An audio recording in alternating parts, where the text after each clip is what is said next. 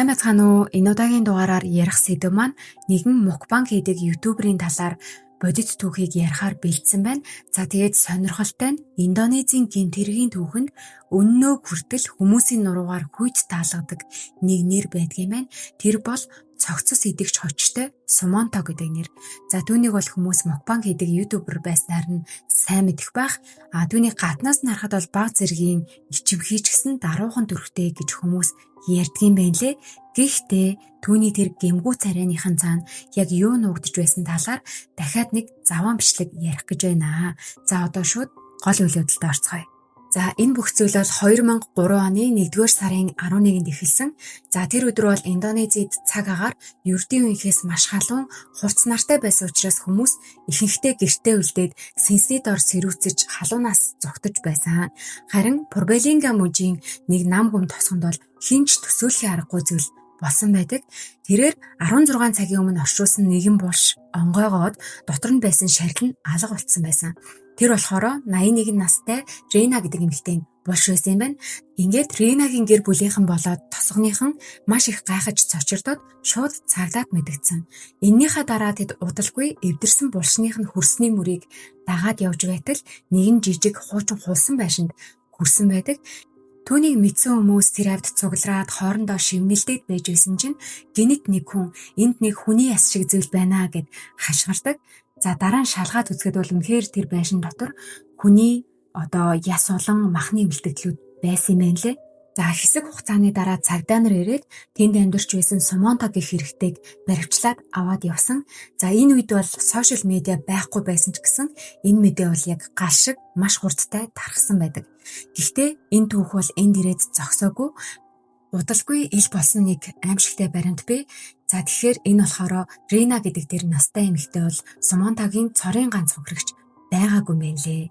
За тэгэхээр одоо Сумонто гэж яг хэн байсан, түүнийг юу ийм аимшигтай зүйл хийхэд хүргэсэн талаар одоо ярилццгаая. Сумонто болохоор 1972 оны 3 дугаар сарын 3-нд Индонезийн Пурбалинга мужид төрсөн. Тэр 5 хүүхэдтэй айлын ууган хүү байсан бөгөөд тэднийх бол тосгоныхоо дунд боломжийн амьдралтай айлд тооцогддог байсан. За байшин бол нэлээд хөрхөн том. Сумонто өөрөө хүүхэд байхдаа бол бусдаас илүү тоглоом, хувцас идэлтэй нэгэн байсан. За түүнийг бага сургуульд сурч байх үед нь ангийнхан нь түүнийг жаахан итгээд сонио хүүхэд гэж ярьдаг байсан. Заримдаа бол маш итгээд аншлан, заримдаа тоглоом нарийн хитрээд идэг. Гэхдээ сурлага нь бол боломжийн хүүхэд байсан. Тэрээр бол орой бүр сүмд очиж корон судар судалдаг. Гэхдээ түүнийг дунд сургуульд сурч байх үед нь гэр бүлийнхэн санхүү маш огцом уналтанд орсон бөгөөд эхлээд хувцас, дараа нь хоол хүнсээр дутагдаж эхэлсэн. Аргаа барсан тэд бол эд мал, газар бүх тавилгаа хүртэл зараад эцэст нь жижигхэн байшинд нүүхээс өөр аргагүй болсон байдаг. Ингээд Сумонто дунд сургуулийн 3 дахь жилдээ сургуулаа гинт орхисон. Шалтгааныг нь ол мэдээж санхүүгийн дарамтаас болсон гэж тайлбарладаг. За түүний гэр бүлийнхэн нь уур амьсгал өөрчлөгдөөд тиймч таатай байха болсон энэ үеэс эхлээд Сумонто ганцаардаж яахаа мэдгүй хэцүү байдалд орж эхэлсэн гэдэг. Тэгээд насанд хүрээд нэг газар ажиллаж байхдаа Сукрима гэдэг эмэгтэйтэй танилцаад гэрэлсэн ч гэсэн удахгүй салсан байдаг. Яагаад гэвэл тэр маш их юм хүчирхийлэгч болж эхэлсэн юм байна. Тэгээд 1993 онд дахин гэрлээд нэг охинтой болсон ч гэсэн байдал огт өөрчлөгдөөгүй. Харин ч уламд орсон байдаг. Ингээд эцэст нь энэ гэрлэлтэн ч гэсэн дуусгуур болоод 2003 он гэхэд Сумонто төрсөн тосгоныхоо захад ганцаараа нэг жижигхэн хоосон байшинд амьдрах болсон. Энэ үед бол түнд будаа авах мөнгөгүй, за бүр мах гэдэг бол төсөөлшгүй зүйл болсон байсан гэж ярьдаг. За ингээд маш хүнд өсвөлөнгийн байдалтай өдөр хоногийг өнгөрөөгөөд байжээдэл 2003 оны 1-р сарын 11-нд тосгоных нь өндөр настан буюу 81 настай Рена гэдэг эмэгтэй нас баржээ гэсэн мэдээг сонсоод түүний толгойд тэр аимшигтай бодол нь төрж эхэлсэн гэж ярьсан байдаг. Тэрээр хэрэг гардаг орой тосгон нам гүн болсны дараа буюу оршуулга хийснээс хойш 16 цагийн дараа тэр Ренагийн булшийг ухаад цогцыг нь гэртээ авчирсан. За дараа нь болсон зүйлс бол хүмүүсийн хизээж амьдралдаа сонсож байгаагүй аимшигтай зүйлсүүдийн нэг болж хувирсан. Тэрээр Сумонто байцаагдаж байх үедээ эхний мэдүүлгээрээ шууд цогцыг идсэн гэдгээ маш тайвнаар бүр бахархалтайгаар хүлээн зөвшөөрсөн. Энэ үед цагдаа нар түүнээс нэг хачирхалтай асуулт асуусан гэдэг. Тэр нь юу байсан бэ гэхээр Хүний мах идэх ямар амттай байдаг вэ гэд асуусан чинь Сумонто дахиад бүр инээж агаад мэдээж маш муухай амттай. Нохой хулганы махнаас ч 7 дор. За дээрээс нь бүр муурны мах хүртэл хүний махнаас хамаагүй илүү амттай байдаг гэж жишимж үгүй бүр хариулт өгсөн. Энэ нь бол маш олон хүмүүсийг шоконд оруулж исэн гэж ярьдаг. За Индонезийн гэлтгүй ихэнх Азийн улсуудын ёс уламжлалт бол буу шухах гэдэг нь өөрөө маш том цээр байдаг. Харин хүний цогц идэнэ гэдэг бол хүний ойлголтоос бол маш хол давсан зүйл байсан. Нилээн сүүлд нь Сумонто энэ хэрэгээ тайлбарлахдаа бол би зүгээр л маш их өлссөн байсан учраас түүнийг идсэн юм аа гэж хэлсэн. Гэхдээ мөрдөн байцаалтын эхэнд бол тэр өөр тайлбар өгч байсан. Тэрээр сүнслэг хүч олж авахын тулд хүний мах идсэн гэд мэдүүлсэн.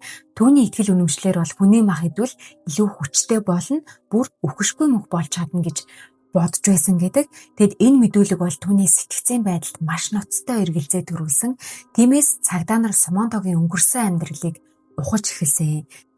Түүний хэлснээр бол хүний цогц идэх гэх энэ аимшигтай санааг нь түүнд анх суулгасан хүн нь Таслим гэдэг нэртэй хүн байсан бөгөөд түүнийг Сумонто бол багш, зөвлөгч гэж нэрлэдэг байсан юм байна. За Таслим бол өөрийгөө сүнслэг эмч, шидэт хүчтэй хүмүүстээр танилцуулдаг нутгийн бөө маягийн хүн байсан. За тэрээр Сумонтод өгсөн нэг зөвлөгөө нь юу байсан бэ гэхээр хэрвээ чи 7 шарил идвэл үхэгсдийг амьлуулах чадвартай болно.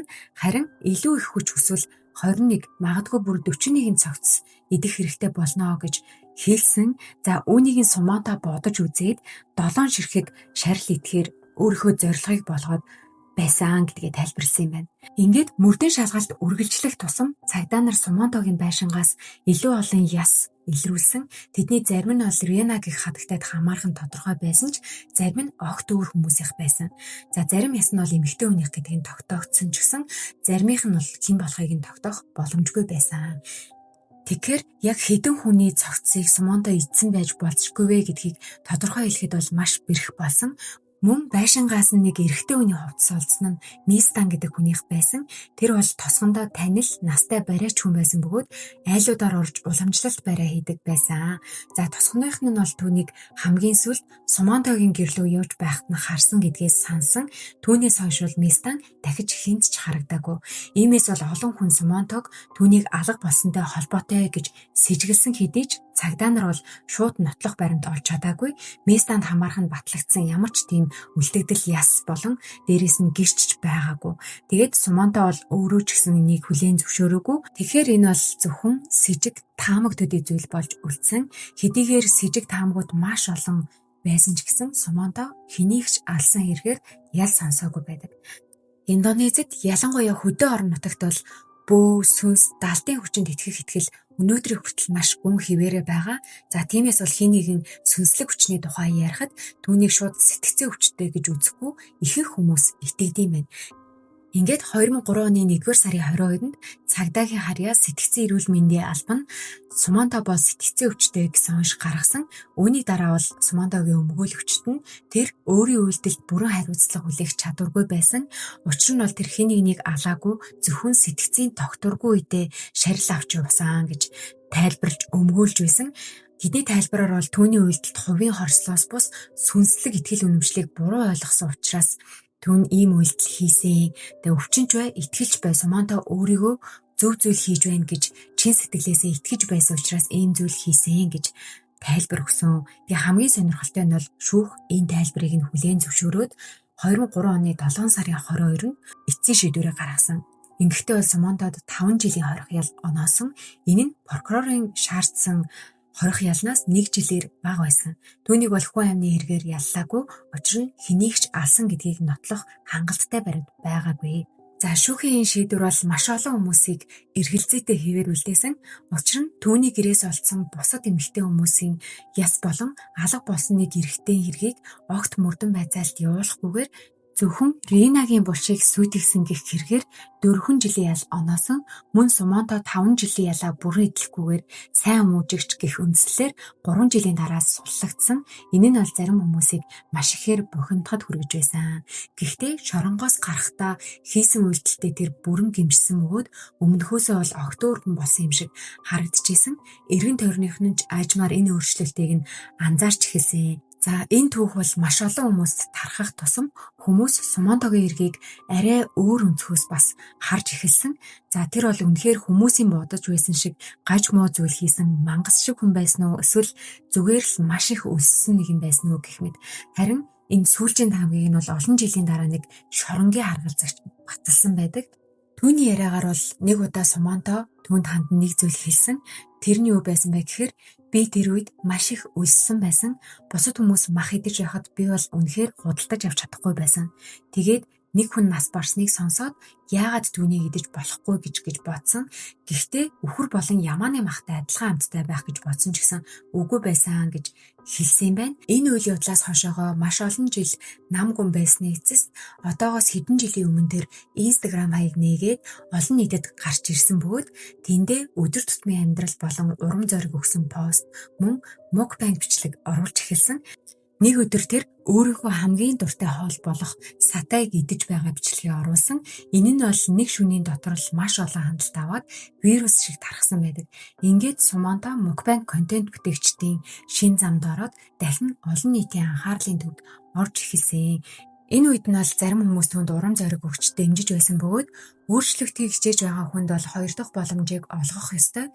Тэгээд ч тэр хийсэн үйлдэлийнхаа ялыг үүрээд эдэлчихсэн шүү дээ гэж үздэг нэг хэсэг байсан бол үүнээс шал эсрэг байр суурьтай бас хүмүүс байсан. Зарим хүмүүс бүр түүний бичлэг дээр идэж байгаа зүйлийг нь өнгөрсөнтэй нь холбоод янз бүрийн явжилсан асуултууд үлдээсэн байсан. За харин миний хувьд бол энэ хэрэг маш сонин санагдсан. Тэг ямар ч мухар сүсэг итгэл үнэмшилтэй байсан. Бас бүр яаж ч өлссөн байлаа гэд хүний мах идэ гэдэг бодол толгойд нь орж ирнэ гэхээр бүр хэлэх мухаг олдохгүй байна. За тэгэд яалтчгүй сэтгцэн өвчтөй хүн юм да гэд бодъё гэхээр бас үгүй ч юм шиг тэр бичлэг хийж байгаа байдлыг нь ярьж байгаа зүйлийг нь бодохоороос үгүй ч юм шиг. За тэгээд та энэ талаар юу гэж бодож байна? Сэтгэл хэсэгт үлдээгээрэй. Тэгээд өнөөдрийн дугаар бол энд хүрээд дууслаа. Лайк болон subscribe дарж миний сувгийг дэмжээрэй. Дараагийн бичлэгээр уулзлаа. Түр баяртай.